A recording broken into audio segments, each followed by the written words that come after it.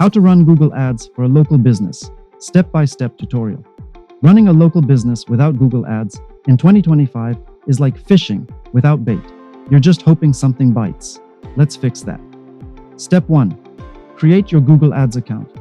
Go to ads.google.com and sign up with your business email. Use a Gmail associated with your business. Trust me, it'll help with verification and Google business linking. Step 2. Choose a campaign objective. Since you're a local business, choose leads or local store visits and promotions. This helps Google focus on driving people who are physically near your location.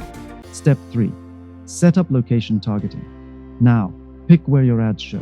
Use a radius around your business, like 10 to 25 miles, or add zip codes manually.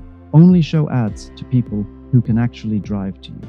Step 4. Define your budget. Start small, even $5 to $10 per day works.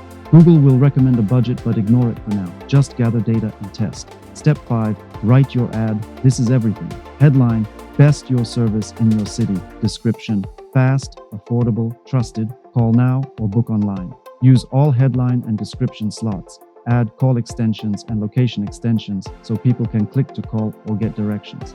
Step 6. Add keywords. Use service-based keywords plus location. For example, auto repair Cleveland, best dentist near me, emergency plumber Palmer. Avoid broad keywords like car or fix. Step 7. Launch and monitor. Let it run for 3 to 5 days, then review what keywords are working. Use negative keywords to block bad clicks. Example: if someone searches free and you don't offer free, block it. Bonus tip: connect Google Ads to Google Analytics and Google Business Profile.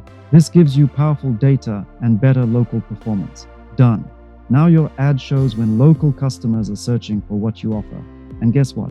Your competitors probably aren't doing it right. That's your chance.